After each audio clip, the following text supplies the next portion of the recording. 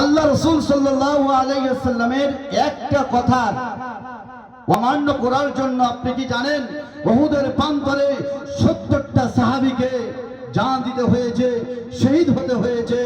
রাসূলুল্লাহ সাল্লাল্লাহু আলাইহি ওয়াসাল্লাম বললেন, ও আমার সাহাবীরা, উহুদের প্রান্তরে যাই পারে হোক না কেন, কিন্তু আমি রাসূলুল্লাহ বলছি ওই সুড়ঙ্গ পথের নিচে তোমরা 50টা সাহাবী তোমরা দাঁড়িয়ে থাকবে। উহুদের প্রান্তরে এমতো অবস্থায় মুসলমানদের ফাতহ হয়ে গেল, জয় হয়ে গেল। এই অবস্থা দেখার পরে ওই সাহাবীরা 40 জন সাহাবী ওই সুড়ঙ্গ পথ থেকে নেমে এসে গনিমতের মালগুলো গুড়াচ্ছেন। এই অবস্থায় বিতর্কিত ভাবে অপর দিক থেকে, পিছন দিক থেকে ওই কাফের মুনাফিকরা তারা তীর চালু করলো। চালু করার পরে পরে একটা নয়, দুটো নয়, তিনটে নয়, এমন করতে করতে 70টা সাহাবী উহুদের প্রান্তরে শহীদ হয়ে গিয়েছিলেন। সেই উহুদের প্রান্তরে খোদার কসম করে বলি, আমি গুনাহগার অযোগ্য চামড়ার চোখে দেখে এসেছি।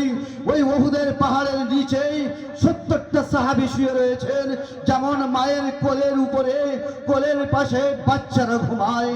সাইয়েদনা আমির হামজা রাদিয়াল্লাহু তাআলা আনহু, তার কবরটা একটু লম্বা, আর পরস্পর পরস্পর 70টা সাহাবীর কবর সেখানে রয়েছে।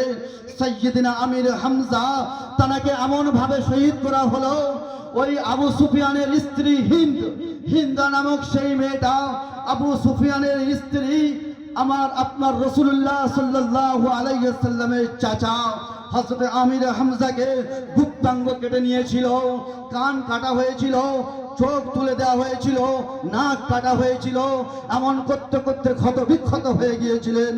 এই অবস্থায় আমার